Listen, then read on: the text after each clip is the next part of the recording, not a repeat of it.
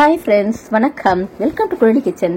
இன்னைக்கு நம்ம குழலி கிச்சனில் என்ன பார்க்க போகிறோம் அப்படின்னா, தஞ்சாவூர் ஸ்பெஷல் இன்ஸ்டன்ட் நீர் உருண்டை தாங்க பார்க்க போகிறோம். இதுக்கு பாருங்கள், அரிசி ஊற வைக்க தேவையில்லை, அரைக்க தேவையில்லை. அரிசி மாவு, ரெடிமேடு அரிசி மாவு வீட்டில் இருந்தாலே போதும். அதை வச்சு ஒரு நீர் உருண்டை பண்ணலாம். ஸ்நாக்ஸாக சாப்பிட்லாம், டிஃபனாக கூட சாப்பிடலாம். சூப்பராக இருக்கும், ரொம்ப டேஸ்டியாக இருக்கும். அது எப்படி செய்யறது பார்க்கலாம்.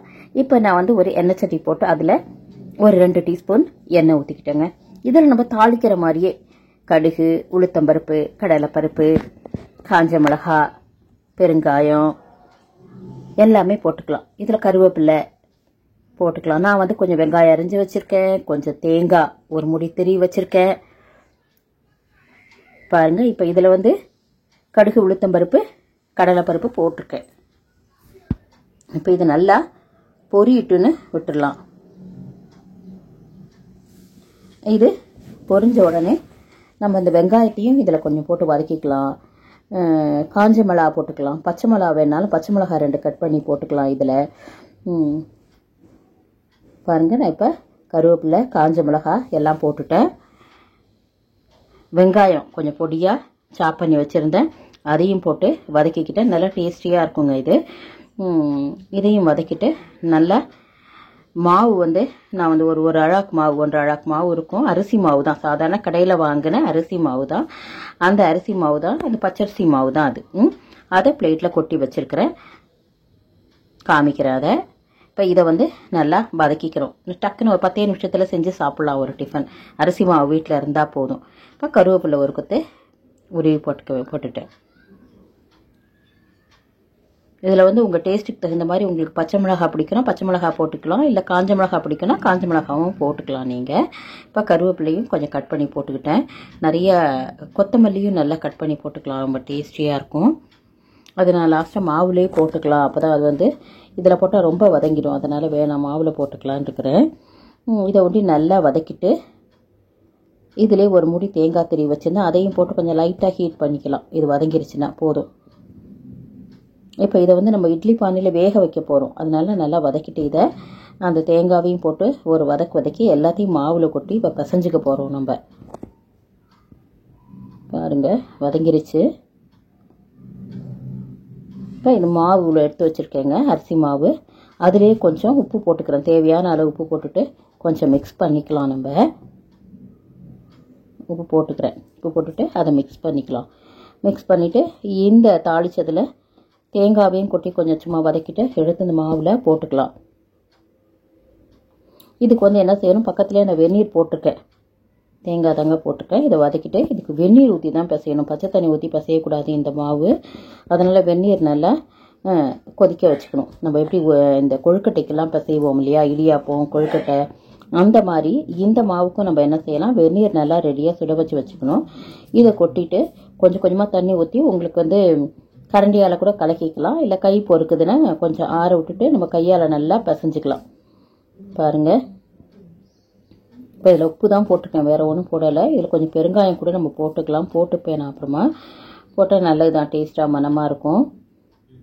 இப்போ இதெல்லாம் போட்டுட்டு வெந்நீரை ஊற்றிட்டு பிசைஞ்சிடணுங்க. மாவு மாதிரி, கொழுக்கட்டை மாவு மாதிரி பிசைஞ்சிடணும், அவ்வளோதான். இதில்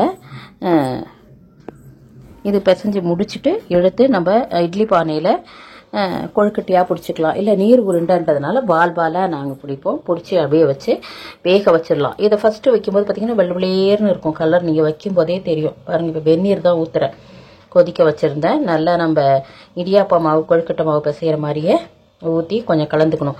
கொஞ்சம் ஆறினோடனே கையால் நல்லா பிசைஞ்சிடலாம். கொஞ்சம் எண்ணெய் தொட்டு கூட நம்ம பாலாக பிடிச்சிக்கலாங்க. கொஞ்சம் பெருங்காயம் தான் போட்டுக்கிறேன் நான்.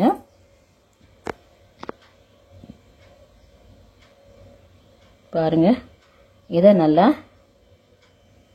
கிளறிட்டு இன்னும் கொஞ்சம் வெந்நீர் வேணுன்னா வெந்நீர் ஊற்றிட்டு இதுலேயே அது பாதி வெந்துடும். இந்த வெந்நீர் ஊற்றும் போதே இந்த மாவு பாதி வெந்துடும். அப்புறம் நல்லா கலக்கிட்டு நம்ம கொழுக்கட்டை பிடிக்கிற மாதிரியே பிடிச்சி வைக்கலாம். இல்லை பாலாக பிடிச்சி வச்சு ஒரு 7 to 8 நிமிஷம் நல்லா வேக விடணும். நல்லா பார்த்தாலே உங்களுக்கு தெரியும். வெந்த உடனே பார்த்தா கொஞ்சம் கலர் சேஞ்ச் ஆகிடும். ஃபஸ்ட்டு பார்க்கும்போது வெள்ளையேர்னு இருக்கும், வெந்த உடனே பார்த்தா கொஞ்சம் கலர் மாறிடும். கொஞ்சம் வேறு கலராக உங்களுக்கே எடுத்து போட்டு பார்த்தீங்கன்னா தெரியும். அது மாதிரி இருக்கும், பச்சையாக இருக்கிறதுக்கும் வெந்ததுக்கும். நல்லா ஒரு 7-8 மினிட்ஸ் விட்டுட்டு இட்லி வேகிற மாதிரியே தான் விட்டுட்டு நீங்கள் அப்புறமா எடுத்து நல்லா சுட சுட நீங்கள் தேங்காய் சட்னி வச்சு சாப்பிட்லாம். இதுக்கான சட்னிலாம் எதுவுமே தேவையில்லை. இதுலேயே நம்ம தேங்காய் வெங்காயம் காரத்துக்கு போட்டுக்கோம், தாளிப்பு போட்டுக்கோம். அதனால் அப்படியே சாப்பிடலாம், சும்மாவே சாப்பிட்றலாம். ஸ்நாக்காக செஞ்சு மாவு இருந்தால் போதும். ஒரு 10 நிமிஷத்தில் இதெல்லாம் வெங்காயம் அரிஞ்சு வச்சுக்கிட்டு தேங்காய் திரி வச்சுக்கிட்டு கடைக்கடைன்னு செஞ்சிடலாம். ரொம்ப நல்லாயிருக்கும். இதெல்லாம் வந்து பாரம்பரிய உணவு முறைன்ற மாதிரி, இதெல்லாம் பழங்காலத்தில் செய்கிற உணவு. நம்ம தாத்தா பாட்டி காலத்துலேருந்து செய்கிற ஒரு டிஃபன் ஐட்டம்ஸ். இதெல்லாம் அரிசி மாவில் தான் அப்போல்லாம் அதிகமாக எல்லாமே இருக்கும். எதை பார்த்தாலும் பார்த்திங்கன்னா அரிசி மாவு உபயோகப்படுத்தி செய்கிற பலகாரங்களாக தான் இருக்கும். அதே மாதிரி தான் இந்த நீர் உருண்டையும் அரிசி மாவை வச்சு செய்கிறது தான் இது. இது வந்து நம்ம ஊற வச்சு அரைச்சி அப்படியும் செய்யலாம். அது புழுங்கலரிசி ஊற வச்சு அரைச்சி செஞ்சால் கூட நல்லாயிருக்கும். நம்ம பால் கொழுக்கட்டெல்லாம் பச்சரிசியில் செய்வோம். பச்சரிசி அரைச்சி செய்கிறதும் இருக்குது, புழுங்கலரிசி அரைச்சி செய்கிறதும் இருக்குது. இது வந்து பச்சரிசி மாவு தான், கடையில் வாங்கின பச்சரிசி மாவு. இதில் கொஞ்சம் இந்த கொத்தமல்லியும் நல்லா பொடியாக கட் பண்ணி போட்டு பிசைஞ்சிக்கிறேன். நல்லா மணமாக இருக்கும், நல்லாயிருக்கும் சாப்பிட்றதுக்கு. அதை போட்டாச்சு. போட்டுட்டு பாருங்கள், ஓரளவு மாவு நல்லா பிடிச்சாச்சு, பிசைஞ்சிட்டு இதே மாதிரி பாலாக பிடிச்சி வச்சிட வேண்டியதான். ஒரு தட்டு இருந்தாலே போதும், மேலே அப்படியே வச்சிடலாம். ஃபுல்லாக மேலே வச்சுட்டு வெந்ததுக்கப்புறமா அப்படியே எடுத்துக்கலாம் நம்ம. ஏன்னா இது பாலாக பிடிக்கிறதுனால அடுத்த தட்டு வச்சா கூட அமுங்கும். அதனால் ஒரு தட்டு ஒண்டி வச்சுட்டு அது ஃபுல்லாகவே நம்ம வந்து இந்த பால் பிடிச்சி வச்சிடலாம். பாருங்கள், மேலே வச்சுட்டு மூடி வச்சிட்டோம்னா இட்லி மூடியை நல்லா வெந்துடும். கண்டிப்பாக உங்களுக்கு இந்த சிம்பிளான நீர் உருண்டை, இதை வந்து நீர் உருண்டைன்னு தான் சொல்லுவாங்க, இது வந்து உங்களுக்கு பிடிச்சிருக்கும் அப்படின்னு நினைக்கிறேன். இது வந்து ஒரு பழமையான உணவு முறையில் செய்கிறது தான். இது எல்லார் வீட்லையுமே செய்வாங்க. அதை தான் நான் செஞ்சதை உங்களோட ஷேர் பண்ணியிருக்கேன். நல்லதை உண்போம், நலமுடன் வாழ்வோம், நம் சுவை நம் கையில். பாருங்கள், எல்லாமாவும் பிடிச்சி வச்சாச்சு.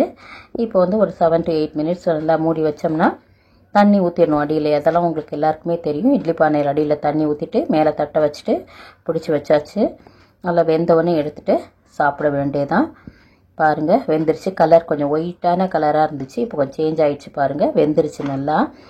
இப்போ நம்ம எடுத்துட வேண்டியதான். கொஞ்சம் ஆறினோடனே அப்படியே இட்லி தட்டு எடுக்கலாம், இல்லை ஒன்று அப்படியே எடுத்து தட்டில் வச்சிடலாம். வச்சுட்டு சாப்பிடலாங்க. இது என்னென்னா, இது ஒப்பட்டுன்னு சொல்லுவாங்க, போலி. எங்கள் கீழ் வீட்டில் கொடுத்தாங்க அன்னைக்கு. அந்த போலியும் இந்த நீர் உருண்டையும் வச்சு சட்னியும் இருந்துச்சு, வச்சு சாப்பிட்டோம். இது எங்கள் ஈவினிங் ஸ்வீட் காரம் காஃபி.